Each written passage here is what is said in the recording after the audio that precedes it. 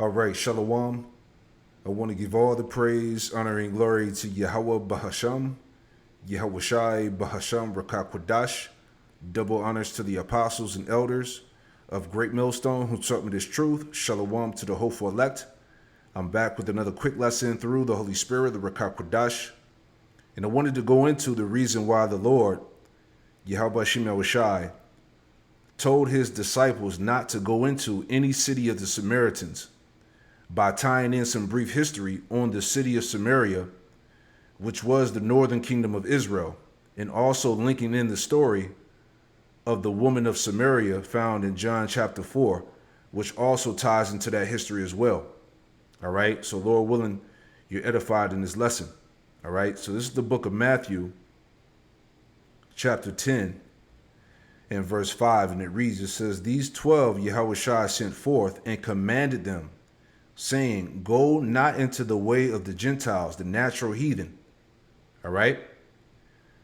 Go not into the way of the Gentiles, and into any city of the Samaritans enter ye not. Right.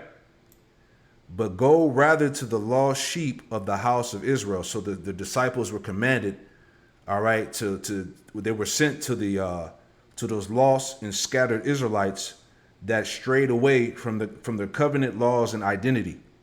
All right, like the prophecy tells you in Tobit, the 13th chapter, that we were scattered amongst the nations, all right, the heathen.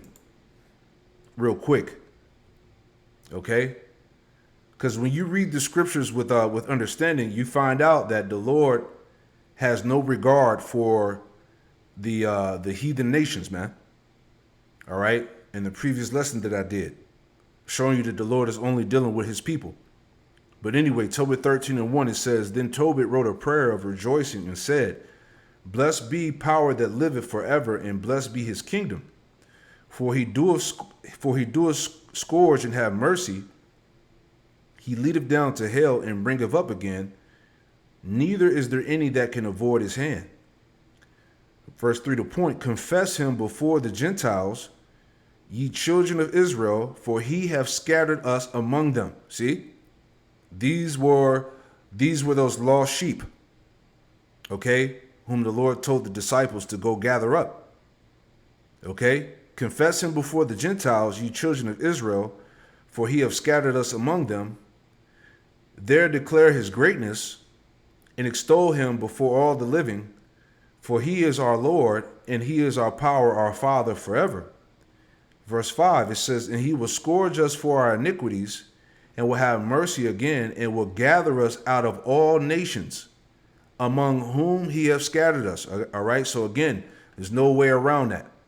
All right, so back to the point here, as he said in verse 5, all right, "Go not into the way of the Gentiles, and into any city of the Samaritans enter ye not." All right, so I was reading this earlier, all right, which pretty much sparked this lesson.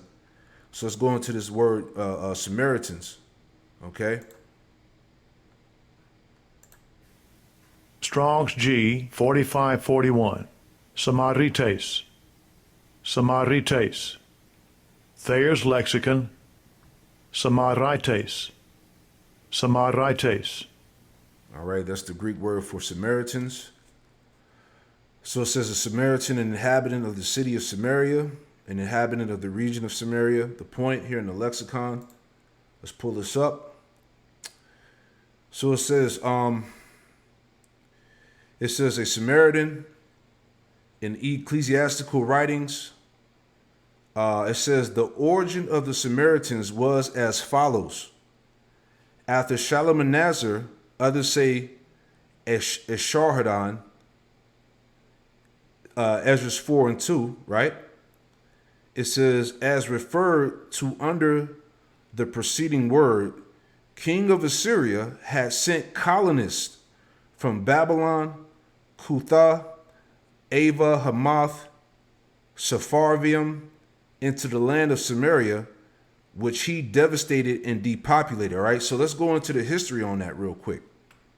Okay, because we're focusing on the point on why the Lord said, don't go into the city of any, do not go into any city of the Samaritans, right? Because this is what happened. Okay, So this is 2 Kings 17:1. And it reads, it says, in the 12th year of Ahaz, king of Judah, began Hoshea, the son of Elah, to reign in Samaria over Israel 9 years. Verse 2, and he did that which was evil in the sight of the Lord, Yahweh Shem Yahushai, but not as the kings of Israel that were before him.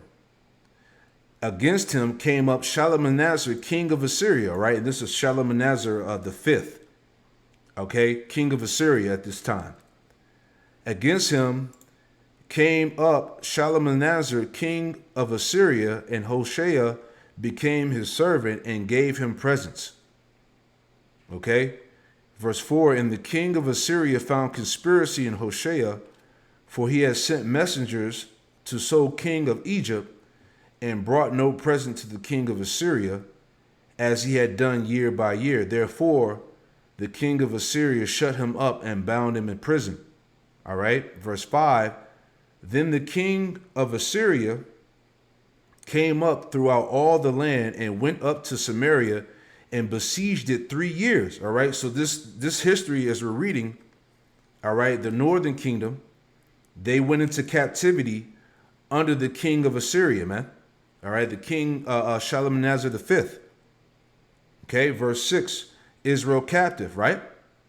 In the 9th year of Hosea, the king of Assyria took Samaria and carried Israel away into Assyria and placed them in Halah, in the harbor by the river of Gozan, and in the city of the Medes. All right, so we're reading about the captivity of the northern kingdom under the Assyrians, right? Verse 7, why Israel fell. For so it was that the children of Israel had sinned against the Lord, Yahweh Shem Yahushai, their power, which had brought them up out of the land of Egypt, and from under the hand of Pharaoh, king of Egypt, and had feared other gods. It says, and they walked in the statutes of the heathen, whom the Lord, Yahweh Shem Yahushai, cast out from before the children of Israel, and of the kings of Israel, which they had made. Verse 9, it says, and the children of Israel did secretly those things that were not right against the Lord, Yahweh Shem Yahushai, their power, and they built them high places in all their cities, from the tower of the watchman to the fenced city. So this is why the northern kingdom, okay, went into captivity, all right, under the Assyrians. Okay, so let's jump down, all right, to the point here. So this is verse 23. 2 Kings 17:23 says, until the Lord, Yahweh Shem Yahushai, remove Israel out of his sight, as he has said by all his servants the prophets, so Israel was carried away out of their own land to Assyria unto this day. Okay? Cities of Israel filled with strangers. All right, this is what we just read in the in this breakdown of the word of Samaria, right? It said that the king Shalmaneser, okay, right? It says the king of Assyria had sent colonists from Babylon, Cutha, Ava, Hamath, and Sepharvaim into the land of Samaria, which he had devastated and depopulated. You see? So this is the history here. All right, this is how the heathen got into the land. Right? So again, cities of Israel is filled with strangers. 2 Kings 17:24. And the king of Assyria brought men from Babylon and from Cutha and from Ava and from Hamath and from Sepharvaim, and placed them in the cities of Samaria instead of the children of Israel. See? And they possessed Samaria and dwelt in the cities thereof. All right. So you had the king of Assyria. Basically, he put in converts. He put in implants. Okay. These were heathen that were placed into the land. Okay. As we just read, and placed them in the cities of Samaria instead of the children of Israel. See? And they possessed Samaria and dwelt in the cities thereof. All right. So Samaria was basically mixed with imposters, with heathen nations, right? Verse 25. And so it was at the beginning of their dwelling there that they feared not the Lord Yahweh Shem Yahushai. Therefore, the Lord Yahweh Shem Yahushai sent lions among them and slew some of them. All right. So you had heathen that were dwelling in that land for so long. All right. They actually believed that they were Israelites. Okay. They were trying to keep the customs and keep the laws. All right. But the Lord, as we're reading here, the Lord sent lions among them and slew some of them. Okay. Because these were not the true Israelites dwelling in the land of Samaria. Okay. These were heathen implants. Verse 26. Wherefore they spake to the king of Assyria, saying, the nations which thou hast removed and placed in the cities of Samaria know not the manner of the Most High of the land. You see, because they weren't the people. Therefore he sent lions among them, and behold, they slay them, because they know not the manner of the Most High of the land. See, they didn't know the ways of Yahweh Shem Yahushai. All right, verse 27. Then the king of Assyria commanded, saying, carry thither one of the priests. Okay, who were the priests? The Levites. Carry thither one of the priests whom ye brought from thence, and let them go and dwell there, and let him teach them the manner of the Most High of the land. All right, so they had the Levites basically, teach these heathen the manners and customs of our nation. Verse 28, it says, then one of the priests whom they had carried away from Samaria came and dwelt in Bethel, and taught them how they should fear the Lord Yahweh Shem Yahushai. Verse 29, howbeit every nation made gods of their own, and put them in the houses of the high places which the Samaritans had made, every nation in their cities wherein they dwelt. Verse 30, and the men of Babylon made Succoth-Benoth, and the men of Cuth made Nergal, and the men of Hamath made Ashima. It says, and the Evites, or the Avites, made Nabaz and Tartak, and the Sepharites burnt their children in the fire to Adramelech and Anamelech, the gods of Sepharvaim. How you say that word? Sepharvaim. Okay, so again, these heathen, they all made their gods and worshiped them in the land of Samaria. Okay, why? Because these were heathen. These weren't the Israelites, the true people of the Lord. Verse 32, it says, so they feared the Lord Yahweh Shem Yahushai, and made unto themselves the lowest of them priests of the high places, which sacrificed for them in the houses of the high places. Verse 33, they feared the Lord Yahweh Shem Yahushai, and served their own gods after the manner of the nations whom they carried away from thence. See that? So they were in there, so-called trying to, keep the laws, but at the same time, all right, they were, they were worshiping their own gods. All right, because again, these were heathen that were implanted inside the land. All right, so again, you had these nations, that dwelt in the land of Samaria for so long that they believed that they were actually Israelites. So that ties in the point that I was making in John the 4th chapter when you read the story of the woman of Samaria. Right? Let's go to that. So this is John chapter 4. Okay, and this is John chapter 4, and we'll start at verse 7 here. And it reads, it says, there cometh a woman of Samaria to draw water. Yahushua saith unto her, give me to drink. For his disciples were gone away unto the city to buy meat. Verse 9. It says, then saith the woman of Samaria unto him, how is it thou, being a Jew, asketh drink of me, which am a woman of Samaria, for the Jews have no dealings with the Samaritans, right? So this is why you got to go back to the history, as we just read in 2 Kings 17. Okay? See, she was an actual heathen. She didn't have the spirit, all right, of an Israelite to recognize that she was dealing with the Messiah. Okay? It says, verse 10. Yahushua answered and said unto her, if thou knewest the gift of the Most High. See that? She didn't have the spirit. All right?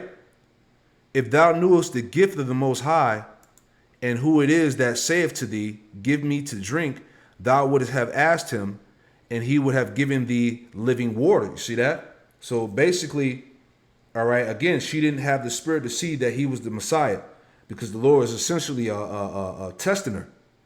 Right? Verse 11, it says, the woman saith unto him, Sir, thou hast nothing to draw with, and the well is deep. From whence then hast thou that living water? All right. So basically, this went over her head. All right. She didn't have the spirit. She didn't have the understanding to receive what the Lord was saying. Okay. Because Yahushua, he represents the living water. Right. John 7 and 37. Let's add on to that real quick. All right, John 7 and 37, it says, in the last day, that great day of the feast, Yahushua stood and cried, saying, if any man thirst, let him come unto me and drink. In verse 38, it says, and he that believeth on me, as the scripture have said, out of his belly shall flow rivers of living water. All right, out of his mind, all right, shall flow rivers of living water. All right, Yahushua represents the rivers of living water. All right, it's through him how we receive the understanding. All right, so let's go back. Just making a point that he is the living water. All right, so back in John 4 and 11. It says, the woman saith unto him, Sir, thou hast nothing to draw with, and the well is deep. From whence then hast thou that living water? Verse 12. Art thou greater than our father Jacob, which gave us the well, and drank thereof himself, and his children and his cattle? And Yahushua answered and said unto her, whosoever drinketh of this water shall not thirst again. Right? So pretty much, okay, she was she was contradicting herself because first of all, she wasn't an Israelite. Okay, she was a heathen, thinking that she was an Israelite, going back to the history as we just read of the Samaritans. Verse 14, but whosoever drinketh of the water that I should give him shall never thirst, but the water that I should give him shall be in him as a well of water springing up to everlasting life. See that? Verse 15. It says, right, because essentially this knowledge, this truth is deeper than physical water. All right. It says, verse 15. It says, the woman saith unto him, Sir, give me this water, that I thirst not, neither come hither to draw. All right, she couldn't get it. All right, verse 16. And Yahushua saith unto her, Go call thy husband, and come hither. The woman answered and said, I have no husband. Yahushua said unto her, Thou hast well said, I have no husband. Verse 18, for thou hast had 5 husbands, and he whom thou now hast is not thy husband, and that saidest thou truly. Verse 19, the woman saith unto him, Sir, I perceive that thou art a prophet. So now she was able to, at that point, she was able to, to recognize that, that he was a prophet, that it was the, the Lord that she was dealing with, man, because he knew her past and her future, basically. Right? Verse 20, our fathers worship in his mountain, and ye say that in Jerusalem is the place where men ought to worship. Verse 21, And Yahushua saith unto her, Woman, believe me, the hour cometh when ye should neither in this mountain nor yet at Jerusalem worship the Father. See, ye worship ye know not what. We know what we worship, for salvation is of the Jews. So this is another point, another indicator here. The Lord was telling Yahushua was telling this woman, this heathen woman, ye worship you know not what. He's telling her that, look, you don't know what you worship. Okay, because first and foremost, she wasn't an Israelite. We know what we worship, for salvation is of the Jews. But the hour cometh, and now is, when the true worshippers shall worship the Father in spirit and truth. And it says, for the Father seeketh such to worship him. Power is a spirit, and they that worship him must worship him in spirit and truth. See? The woman saith unto him, I know that the Messiah cometh, which is called the Anointed, or the Hamashiach, and when he is come, he will tell us all things. Yahushua saith unto her, I that speak unto thee am he. Verse 27, it says, And upon these came his disciples, and marveled that he talked with the woman. Yet no man said, What seekest thou, or why thou talkest thou with her? The woman then left her water pot and went her way into the city, and said to the men, Come see a man which told me all things that I ever did. Is this not the Anointed, the Hamashiach? Then went out the city and came unto him. All right, so that's the point. Okay? It's making a point that going back to the history, that this woman at the well, this Samaritan woman, was actually a heathen woman. So yeah, that's pretty much the point on, the reason why the Lord said not to go into the city of the Samaritans, because you had heathen implants in the land. All right. So that just, further, it proves the point that the Lord is not dealing again with the natural Gentiles, as he told his disciples to go into the lost sheep of the house of Israel. Matter of fact, let me get that real quick and we'll wrap it up. All right. Because, the Lord is coming back to gather those lost sheep. Ezekiel 34. All right. So this is Ezekiel 34 and 11. It says, For thus saith the Lord power, Yahushua Yahushua, behold, I, even I, will both search my sheep and seek them out, as a shepherd seeketh out his flock in the day that he's among his sheep that are scattered, right? His sheep that are scattered. So will I seek out my sheep and deliver them out of all places where they have been scattered in the cloudy and dark day.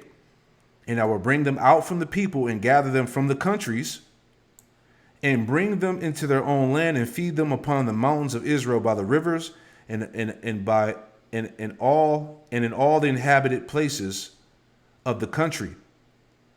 And I will feed them in good pasture, and upon the high mountains of Israel shall be their fold, shall their fold be, and they shall lie in a good fold, and in the fat pasture shall they feed upon the mountains of Israel.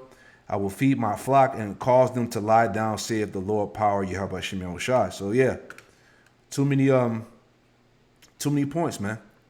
All right. But yeah, I pray that, this quick lesson was edifying, and shalom to the next one. Shalom.